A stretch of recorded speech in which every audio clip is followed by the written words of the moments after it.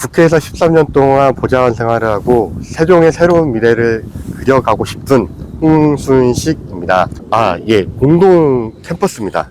공동 캠퍼스에 이제 뭐 임대형, 분양형이 있는데 여기에 각 학교들이 지금 들어와서 분양이나 임대 지금 하고 있습니다.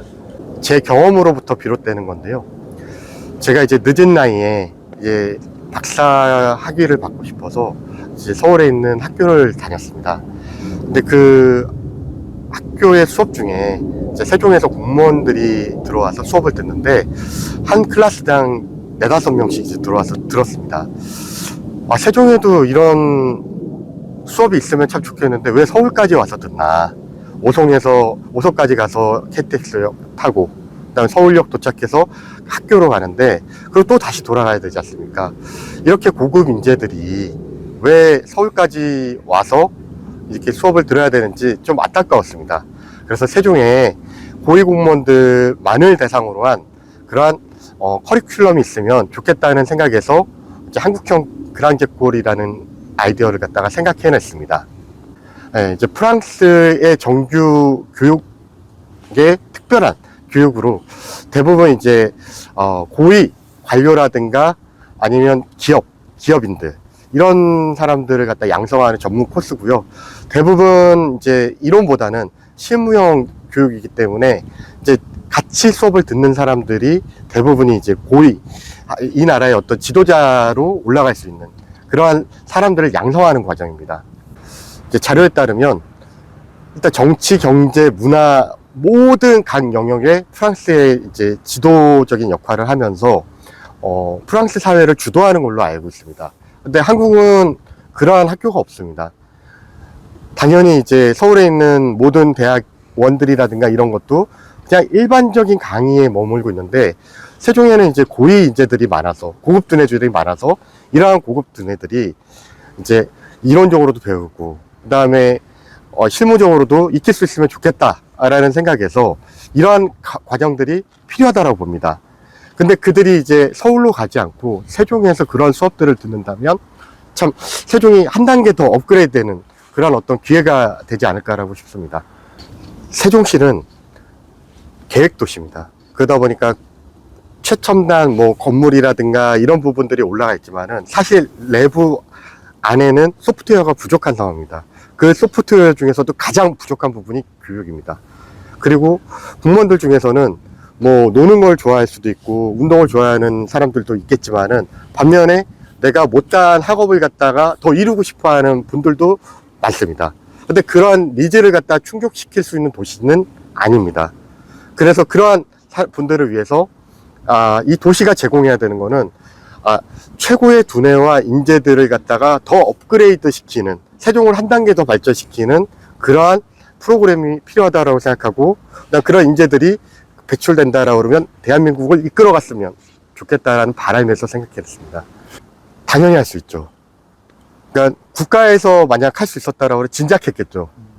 그리고 또 하나는 뭐냐면 이 세종시를 갖다가 예전에 이제 어떤 도시로 만들지에 대한 과제라든가 이런 것들 보고서가 있었는데 공공정책대학원이라는 키워드를 발견했습니다.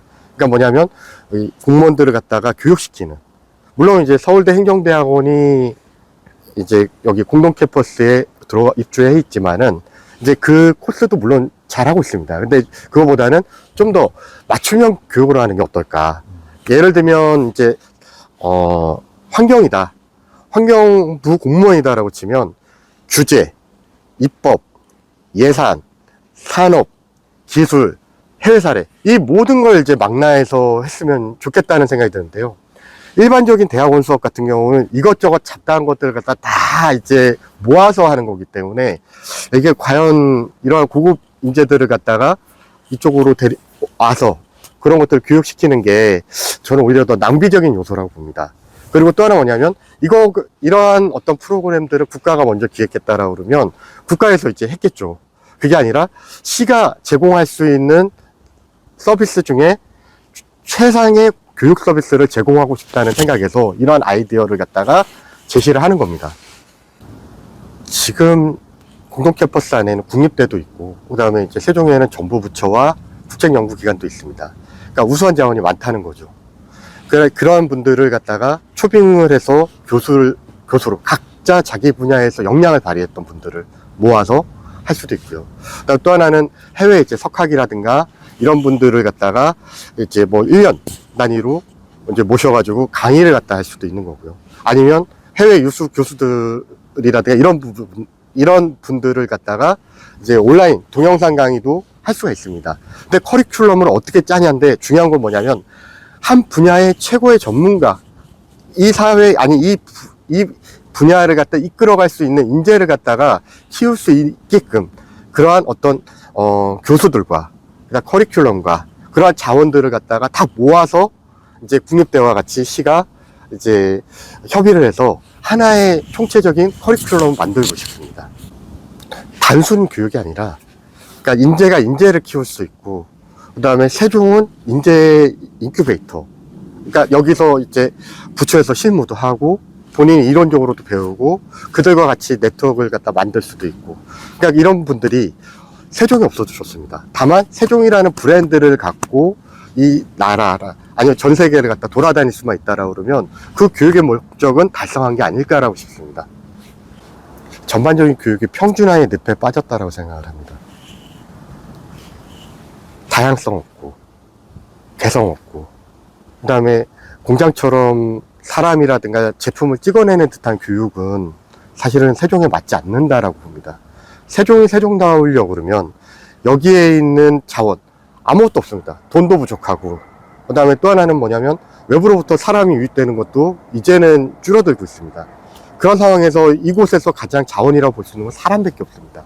사람을 키워야 됩니다. 어떤 사람?